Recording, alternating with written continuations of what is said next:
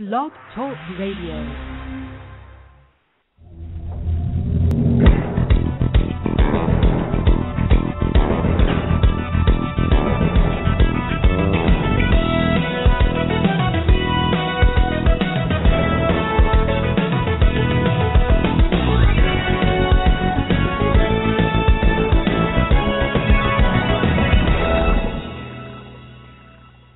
Good morning from sunny Orange County, California. Today is a pretty day. The sun is out.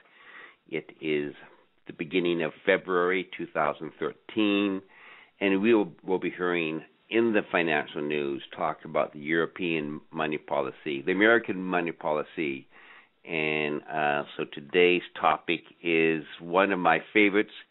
It's want to save taxes? Okay, learn about printing your private money. And as most of you know, my enthusiasm for tax laws are all of the intangible assets, the intangible properties that our tax law is so ancient that they are rarely addressed. And talking about intangible, my co-host, my assistant is Rob the Robot, and Rob has been with me for a long time. Rob, how are you doing today? Brian, I am feeling fine. Thank you. Great. Well, Rob, I know that you did some research. We saw on the news that Amazon in May will be having their private money. So can you kind of give our listeners what you found on the web just recently? Brian, private money is an innovative way to grow your business. As you may have read, gift cards make big profits. About a third of the cards are never redeemed. The merchant makes money if the cards are used to buy its products. But they make 100% profit when they are not cashed in. Amazon is the newest company to use private money. In a move to differentiate the Kindle Fire from other Android tablets, Amazon today announced Amazon Coins, a new virtual currency. It is used for virtual products such as purchasing apps and games on the Kindle Fire. Amazon Coins is launching in the United States this May, and the company says it will also be giving out tens of millions of dollars worth of free coins to customers. Authors, such as you, Brian, and developers will get the same 70% revenue cut when you pay for apps with Amazon Coins. Amazon is clearly trying to rev up its app store with the virtual currency, but it could also be a good way to get parents to spend more money. It's far easier to give kids an allotment of credits for purchasing apps and games instead of giving them access to other forms of payment. Developers continue to report higher conversion rates on Amazon compared to other platforms. Amazon Vice President of Apps and Games Paul Ryder said in a statement today. He continued and said, we have another new way to help developers reach even more of our millions of customers. That is so exciting. And, Amazon is doing virtual money, and there is actually a international virtual currency called Bitcoins, which we'll discuss at the end of this episode. But private money has been used for centuries. They have been known as banknotes. They started off in China a long time ago. They got to a very big commercial effect in the United Kingdom. We'll talk about that some. But many of us on the West Coast have realized that for more than almost 15 years, Disneyland, Disney World has been issuing private money. They call it Disney money. It's actually in the form of a banknote. And there is a great IRS rule on avoiding taxes when you use private money. We're going to get to that at the end of this episode too. But I thought before we get into private money, and money is very intangible. At least it surely is today. I was on Southwest the other day, and I was reminded when it was come time to by my monster drink that Southwest does not take money, does not take the American dollar. It's not wanted here. You have to use a virtual money. You have to use your credit card. So, Rob, can you spend about 3 or 4 minutes going through the history of money? The first printed money was recorded in 1690. Until then, commodity money included salt, gold, silver, barley, and other tangible products. Here is a short history of money. Starting in 9000 BC, cattle, sheep, camels, and other livestock are the first and oldest form of money. With the advent of agriculture also came the use of grain and other vegetable or plant products as a standard form of barter in many cultures. At the end of the Stone Age, bronze and copper coins were manufactured by China. These early metal monies developed into primitive versions of round coins. Chinese coins were made out of base metals, often containing holes so they could be put together like a chain. In 500 BC, modern coinage began. In Europe and North Africa, the first coins were developed out of lumps of silver. The Greek and Roman coins are famous. They were in the round form of today and were stamped with various gods and emperors to mark their authenticity. These coins were made from precious metals such as silver, bronze, and gold, which had more inherent value. In 1690, before the United States existed, the colony of Massachusetts issued the first paper money. They created bearer promissory notes. Most promissory notes are payable to a named person. Bearer means that the person that holds the note gets paid. For example, you own a bearer promissory note. You give the note to someone else. This other person has the right to be repaid. If the note is lost, it is the same as if you lost a dollar bill.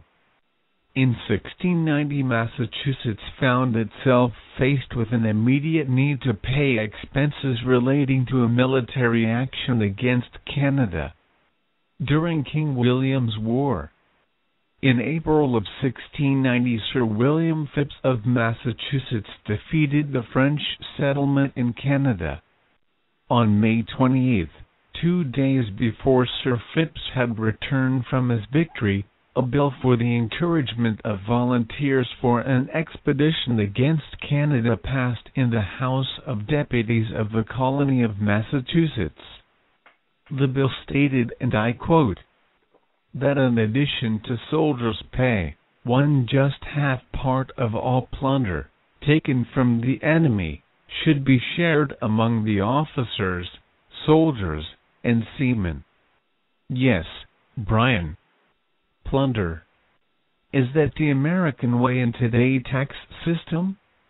Anyway, on June 6, 1690, a money in the form of a bearer promissory note was authorized with repayment as follows, and I quote, besides the repayment of their money, after all charges of the expedition were defrayed, and the proportion of plunder assigned to officers, seamen, and soldiers, the remainder should be equally divided between the country and the owners of the note. The important concept is that of the bearer promissory note. This is the key for your private money. Bearer bonds were very popular until the government stopped allowing them to be created. European banks, especially British banks, would issue a bond, and it's a bearer bond. So unlike some bonds where your name is on it, whoever owned the bond would have it. And people use that to avoid exchange controls in the old days, to avoid taxes, because the bonds would be in a large amount, $500,000 and $1 million. Now, the risk was that the bank would go insolvent and your bond was worth nothing. The Federal Reserve had bearer bonds until just about 10 or 15 years ago, designed exclusively for the foreign investor. So we've gotten from the time of paper money in the beginning, and then after a while, people realized they wanted to have money backed by gold. And Rob, can you kind of give us a short history of gold-backed currency? Oh, yes. Gold was officially made the standard of value in England in 1816. To avoid inflation, the standard banknotes represented a certain amount of gold. A banknote is a bearer promissory note issued by a bank and used as money.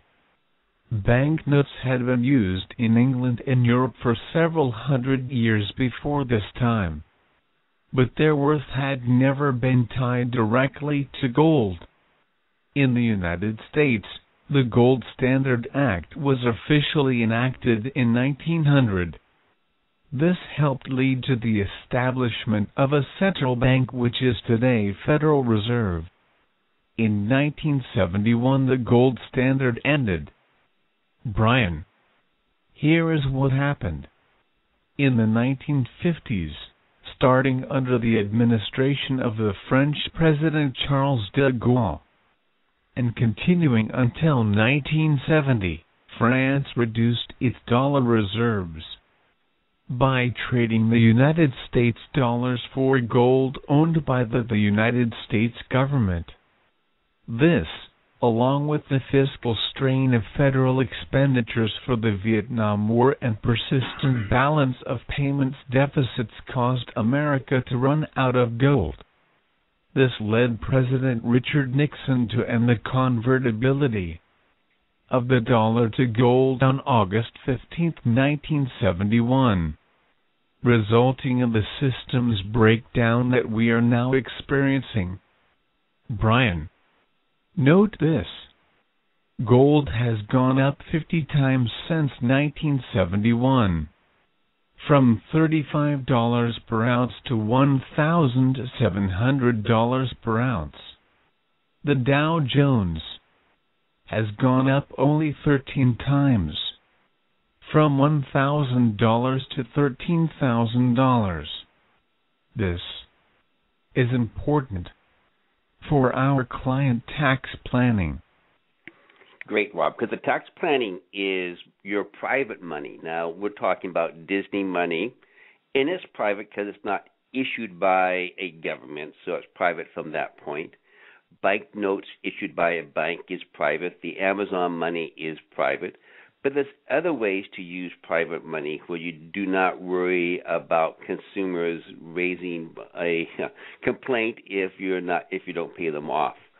And that is for related party tax planning. And this stems around two important sets of common law. Now, common law is our case law. So we have two types of law in America. One is the statute, and that's in the Internal Revenue Code. And then they have regulations. They also become like a statute. They're written by the IRS.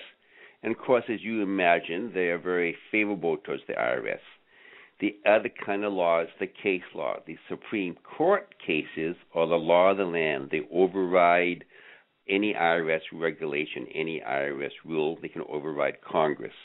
And then we have lower case law. And when we get enough lower case laws going in the same direction, then the set of those laws become a common law.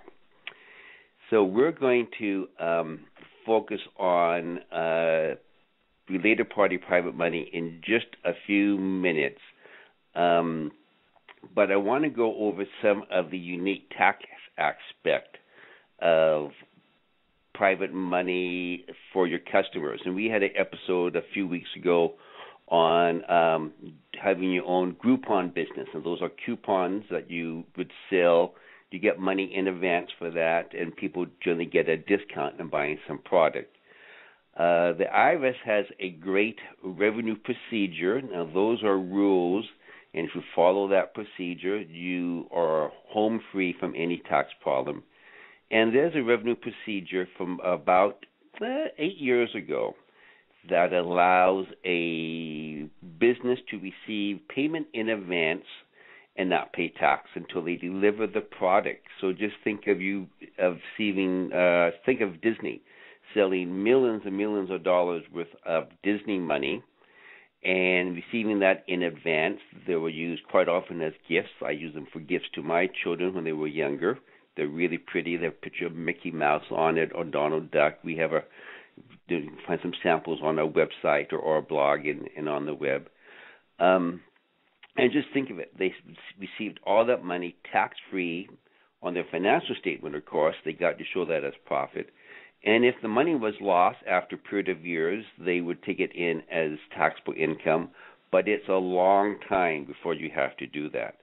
If you keep issuing private money, the tax deferral rolls over, and it can roll over indefinitely. And that is really one of the neat items.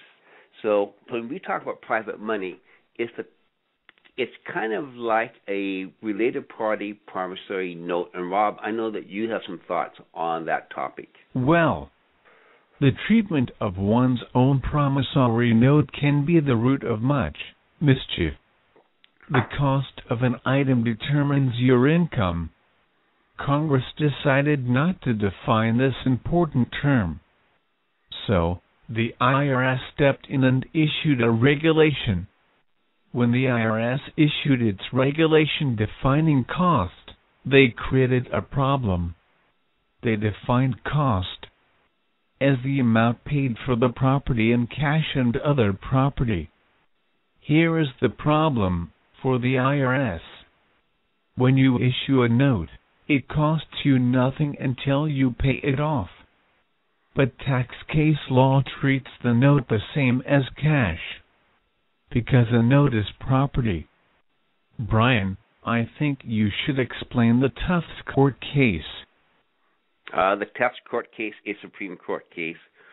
Let me get to that in just a second, Rob. I want to talk about some Disney money. Now, I live in Orange County. The Disneyland Park in Anaheim's not far away. And let's say I do Rob's tax return. It's a pretty simple tax return. And since Rob is a virtual person, Rob pays me in $1 of Disney money. I'm looking at a picture now. It has Mickey Mouse on it. He looks very happy. So I get the $1 from Rob. Now it's time to do my tax return. That $1 Disney money is property for me. It's not real money, because when the tax code talks about money or cash, they talk about money issued by the Federal Reserve. So my taxable income is the value of that $1 of Disney money. Now, the value means what can I sell that to a unrelated party. Now, here in Orange County, I could probably get close to $1 for it. But let's say I live in Nebraska, far from a Disney park, and I get $1 of Disney money. What am I really going to get for that Disney money? Somebody may give me 25 cents, 30 cents. So the payment by that Disney dollar has different value depending upon where I am. If I was working in Alaska, maybe even less. So that's how property is taxed as income. Now, the Tufts case and a case before that called the Crane case had to do with a business, a taxpayer buying real estate and paying for it with non-recourse debt. So most debt is recourse. When I talk about Disney money, it's recourse. To the extent that Disney has net worth, that is a debt against Disney. It may not be a very high priority because it's unsecured, but it's a debt. Non-recourse debt means that I do not have to pay you back out of my own money. You're only going to get paid back if you can seize the asset that's securing non-recourse debt. So non-recourse debt, to be valid for tax law, is always secured by something. Most times it's real estate. So, for example, in California, when you buy a home and you get a loan from the bank, that loan for what's called purchase money is always non-recourse. The bank cannot go after you for that debt if that home is your residence. If you refinance, the debt is recourse and secured by the home, so the bank has a choice. So what the IRS did not like was in these two cases, the taxpayers did not put out any money, any cash, but they got a tremendous tax benefit in depreciation. If they resold the property, they had a basis step up.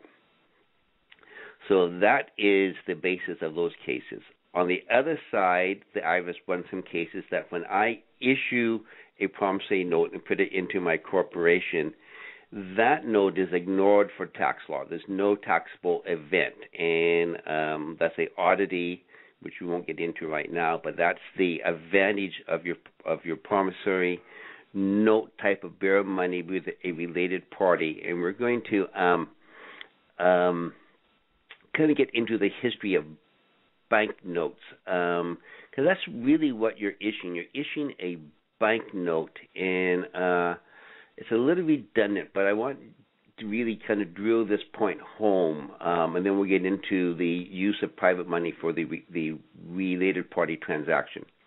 A banknote is simply a promissory note. Historically, banknotes were negotiable. Promissory notes. They were issued by a bank. They were payable to the bearer on demand. When banknotes were first introduced, they were, in effect, a promise to pay the bearer in gold or silver coins. Gradually they became a substitute for the coins and a form of money in their own right. With the exception of non-circulating high-value or precious metal issues, coins are used for lower-valued monetary units, while banknotes are used for higher values. The idea of using durable lightweight substance as evidence of a promise to pay a bearer on demand originated in China during the Han Dynasty in 118 BC. Was made of leather. The first known banknote was first developed in China during the Tang and Song dynasties, starting in the 7th century. Its roots were in merchant receipts of deposit of copper coins. Merchants and wholesalers did not want the heavy bulk of copper coinage in large commercial transactions in Europe. The concept of banknotes was first introduced during the 13th century by travelers such as Marco Polo. Today, modern banknotes first appeared 17th century in Sweden. Banknotes were originally issued by commercial banks and not by governments. Now, historically, banks sought to ensure that they could always pay customers in silver or gold coins when the customer presented banknotes for payment. This practice is called acking. The notes are backed with something of substance such as gold or silver. A government banknote is legal tender. Now, we use the term money in place of banknotes. Today, most national currencies have no backing in precious metals or commodities and have value only by fiat. The United States does not back its money in gold or silver.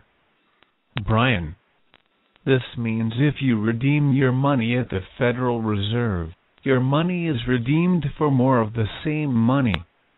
You do not get gold for your money.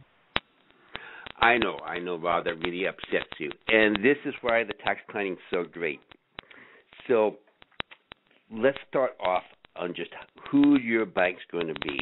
Now, much of the talk is America as a government has debts way in excess of its assets. So we're going to start off with a one-person limited liability company.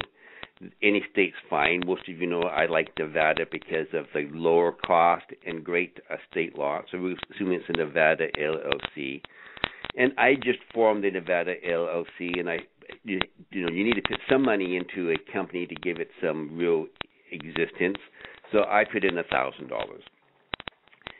And there's all types of tax planning. Some people think there's going to be inflation. Some people want to get expenses. But most of us are looking for tax savings. So for the first example, it's going to be pretty straightforward. I'm going to issue some Brian Dooley dollars. I'm going to issue them in $1,000 $1,000 denomination. So the name of my LLC is Brian Dooley LLC, and I've gone to my printing press, which is nowadays is a inkjet printer, and I printed off 1,000 notes. They look just like the Disney note. They're going to be in Verifform. Instead of having the Mickey Mouse's happy face on it, they're going to have my happy face on it, and they're going to be signed by I don't know, somebody.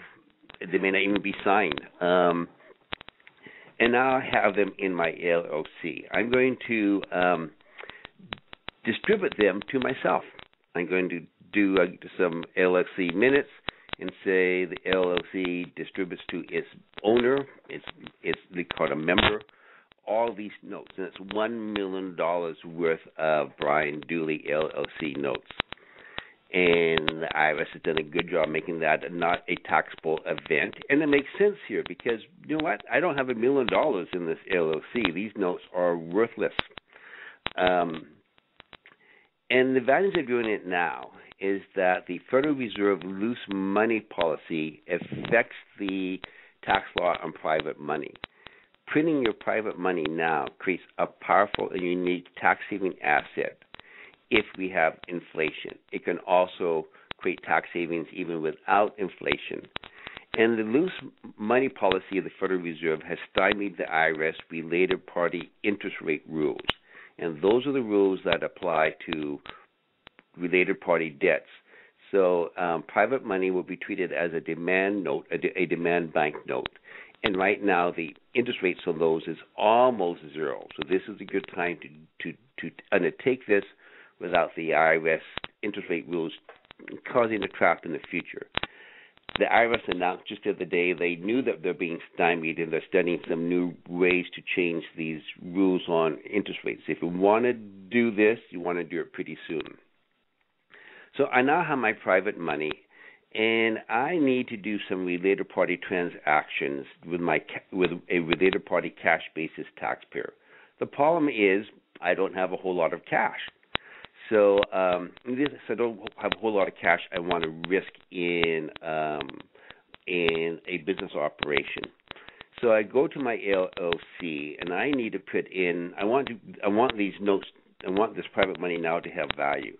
So I have a piece of desert land I bought in Las Vegas at the top of the market. It's really gone down in value, but the values come back up. And even though it's all sand with cacti and so forth, I'm going to put this into my Nevada LLC, and it's worth $1 million. It only cost me $100,000, but it's worth $1 million.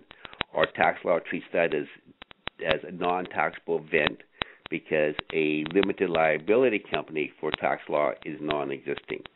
Now, my Brian Dooley LLC money has some real value because there's real assets in there. It's not cash, but there's some real hard assets. I now use my private money to make payments on my related party cash basis transactions. I get my tax deductions, I get my tax savings, and I've been able to save a lot of taxes without having any cash or risking cash in my business. And that's the key for the related party. And non-related party transactions, when you're doing a business, much like the Blog Talk, Tax Talk episode on Groupons, keep in mind that when you get that money for either your own coupon you're selling, or if you want to do private money like Amazon or Disney, you're not going to pay any tax on it until that's actually redeemed. If you keep the policy going, the amount of what we call unearned revenue on your balance sheet, it's like a debt, will roll over year after year, and you will get a long-term deferral. Your income will remain deferred as long as you remain in business. I'm going to ask Rob to put the detail of this tax law up on the show notes for this. Rob, can you go ahead and find that for me and post them? Yes. I will put the link on the Blog Talk page for this episode. Now, if you have any questions, I know this is very esoteric. The link on this episode and on my blog, Brian Dooley CPA's blog for international tax counselors, has for your CPA this IRS revenue procedure. You can always call me or have your CPA call me. I love to talk, and my phone number in California is 949-939-3414. It's 949-939-3414.